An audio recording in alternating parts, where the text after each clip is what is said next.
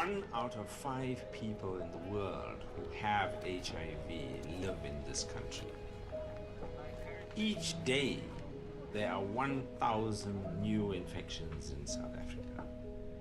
If we are to beat the global HIV epidemic, this battle is going to be critical.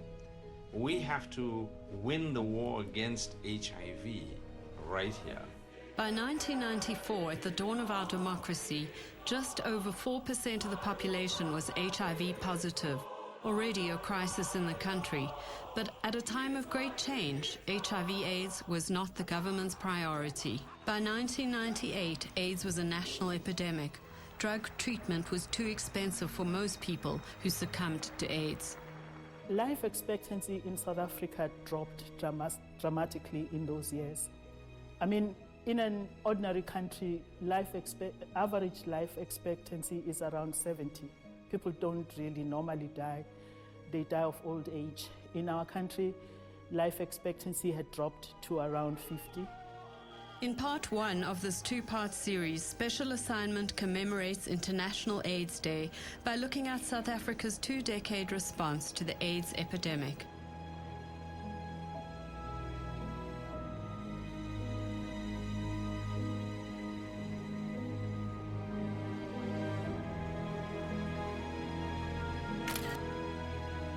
In 1996, I was pregnant and I gave birth in September to a beautiful child called Nomthunzi.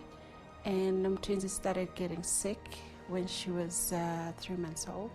She started coughing and losing weight.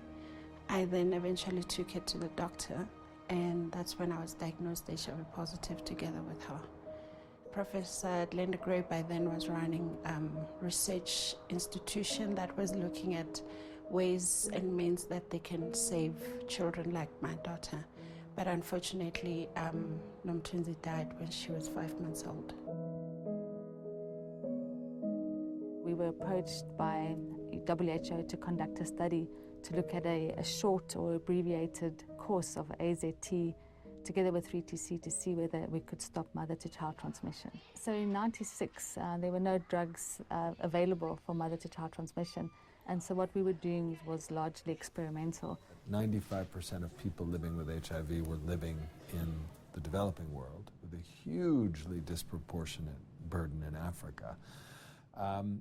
But the 5% of people living with HIV in the first world were getting more than 90% of the treatment. But on the research side, we were getting statistics that were saying almost up to 1,000 people were dying a day. Being a counselor then was the most difficult thing because there was nothing that pregnant women could do when they were tested HIV positive. So you'll be told that you're HIV positive and the likelihood of your child getting HIV are very high and your baby is going to die. So it was very difficult, and the one thing I could do then was to share my story and try and comfort them. HIV was starting to explode in the hospitals, and particularly amongst children, and we were just seeing every third child come in with HIV, and at that stage there was no medication, and at a clinical level the wards were becoming horrific because there was just children were just hemorrhaging.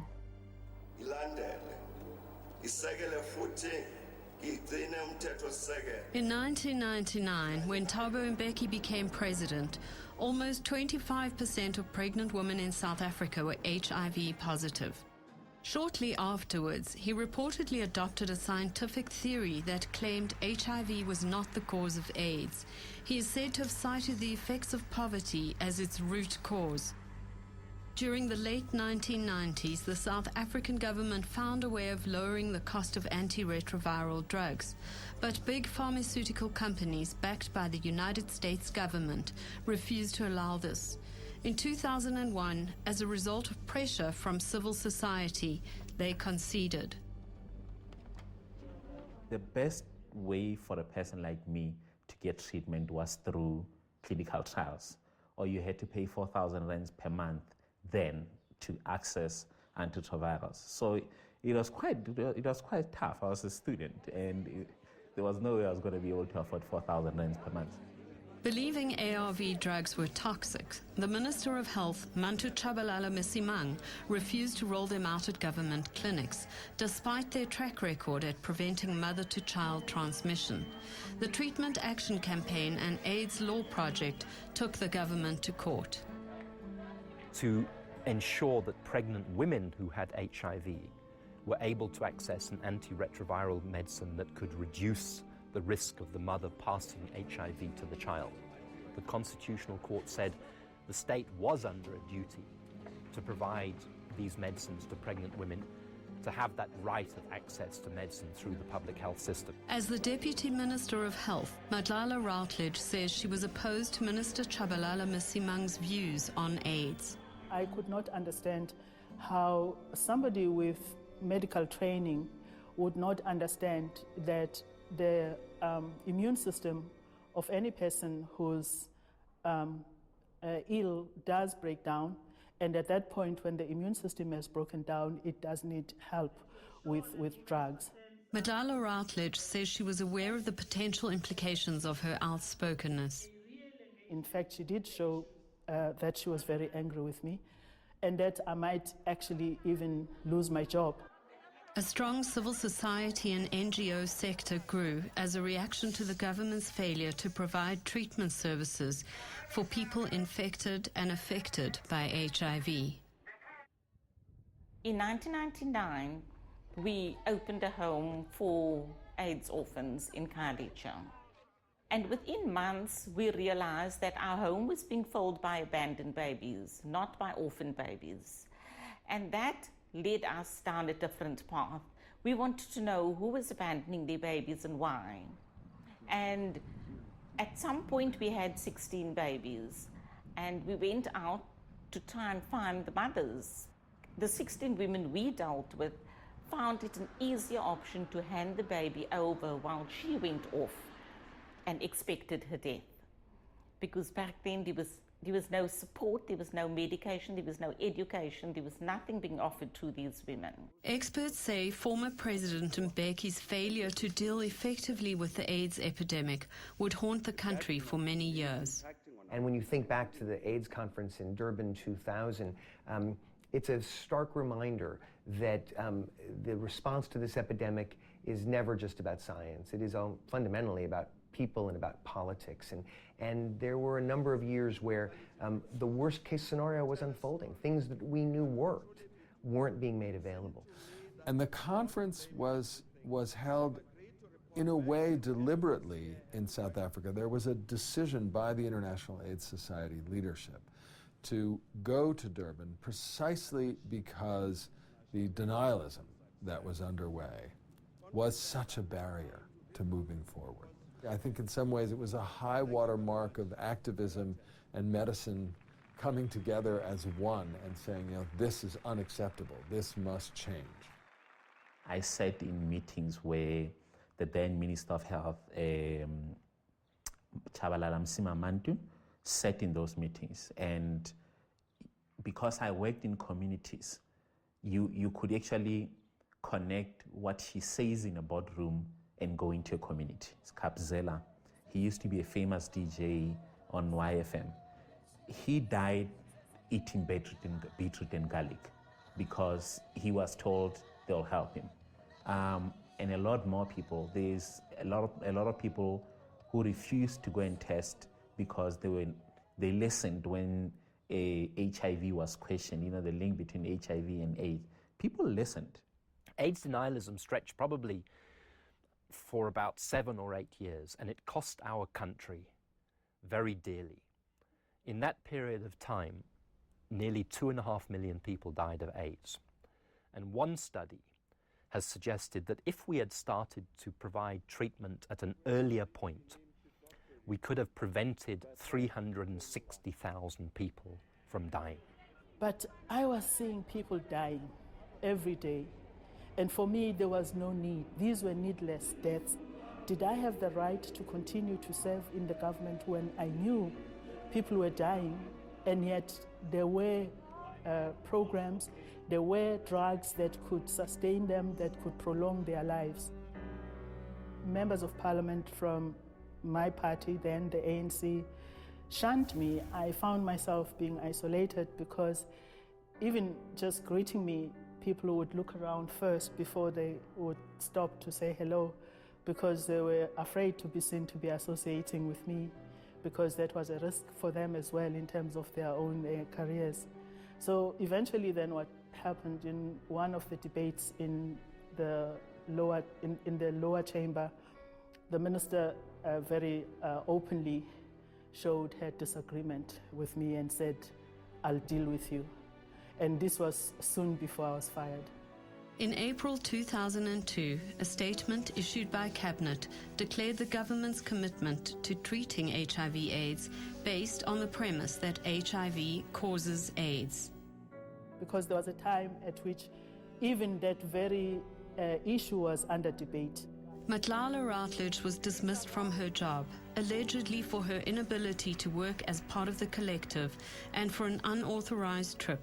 But AIDS activists said she was being victimized for her views. We contacted former President Mbeki's office to offer him right of reply on the views expressed by experts in this show. An emailed response from his spokesperson, Mukoni Rachitanga, said, "From the beginning, President Mbeki was interested to gain the best possible understanding of this issue to ensure that as a government and the country as a whole, we respond to the challenge correctly and adequately." He said our questions were based on a huge amount of disinformation, much of which President Mbeki rebutted publicly many years ago.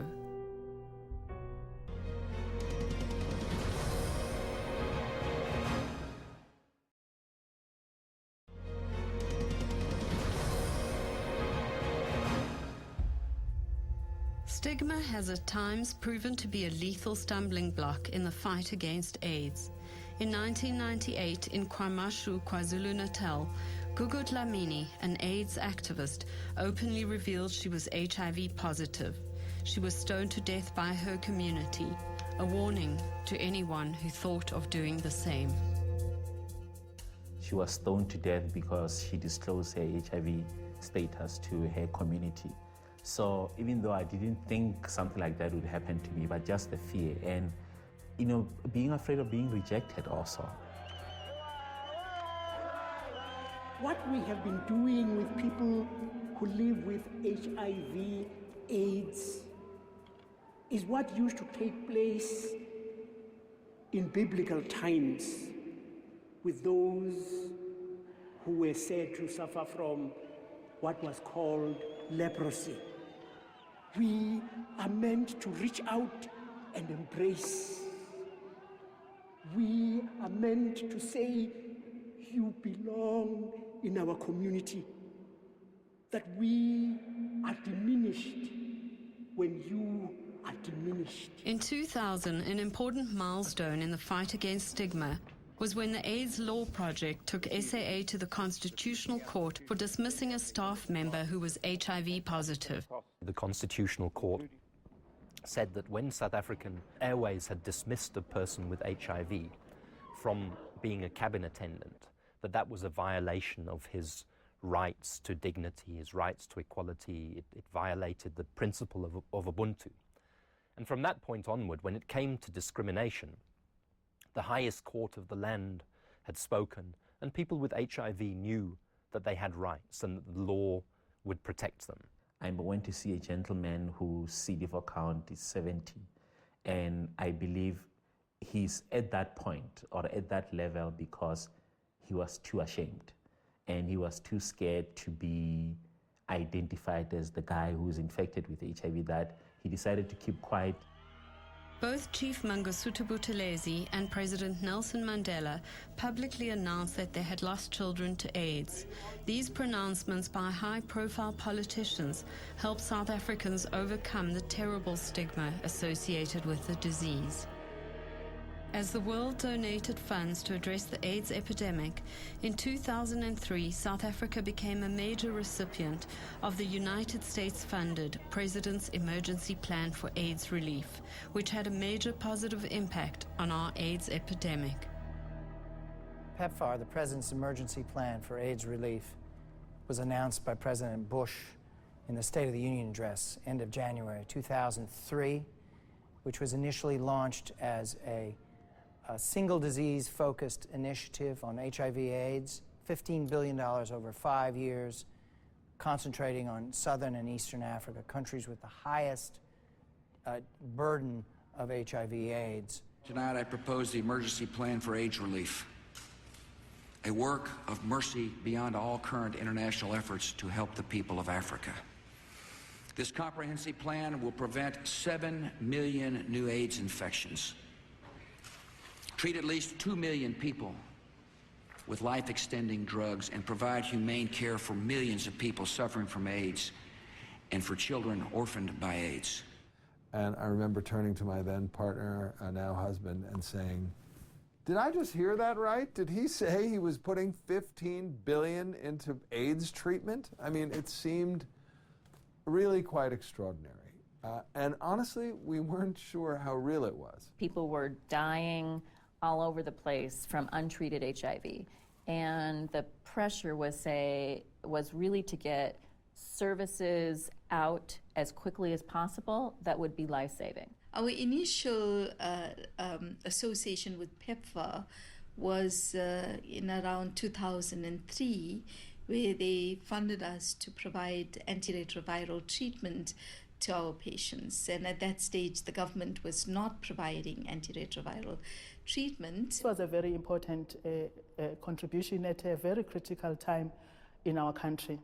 What also I thought was very important was that it was possible through PEPFAR for non-profit organizations, for NGOs, to begin treating people who needed ARVs. The PEPFAR program, when it was created, was an amazing opportunity. It brought to the fore this concept of global solidarity, where countries that were rich and could afford it were making funds available to provide treatment in poor countries. The rationale was that this was a terrible tragedy unfolding that threatened the lives of millions of people and the stability of the societies in which they lived, and that the U.S.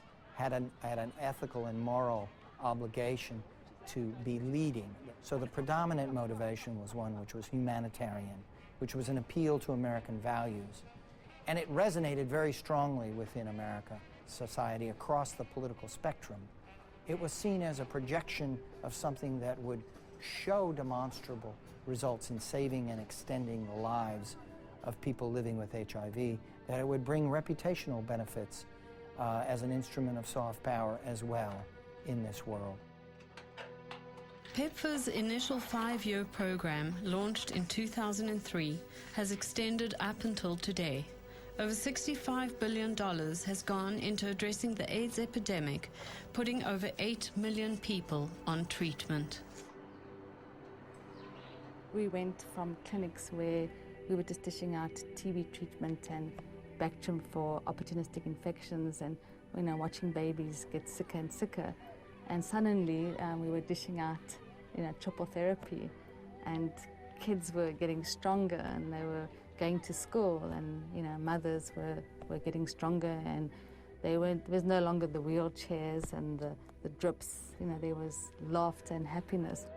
In April 2004, antiretroviral drugs became available at treatment centers in all of South Africa's provinces. South Africa has received more PEPFAR dollars than any other country. Many of the organizations that emerged to deal with the HIV/AIDS pandemic received PEPFAR funding. PEPFAR was looking at supporting large organizations, and predominantly through medical programs.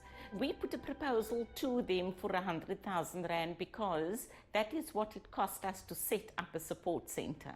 So we went around raising 100,000 Rand at a time, and that's what we received. If you come into a country like South Africa, where I think at the time you had about 4.5 million people living with HIV, and your message is on prevention, but you're not looking at the people who are infected already. Where do you think people are getting HIV from? They get HIV from a person who's infected already. So your prevention intervention also had to focus at people who are already infected with HIV. PEPFAR funded the Elizabeth Leisure Pediatric AIDS Foundation, which then we became a recipient of their funding. We learned a lot because I think through their intervention and funding, we were able to open up doors in terms of advocacy for HIV, making sure that there's accessibility of services, making sure that there's more research done about HIV/AIDS. By 2005, PEPFAR's wide-scale effects were evident. Each district in the country had at least one center where antiretroviral therapy was given out.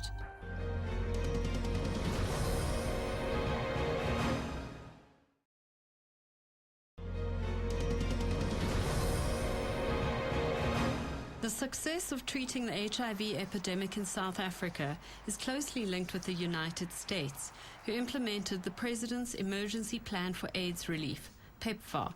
In its early years, some of PEPFAR's policy guidelines were controversial.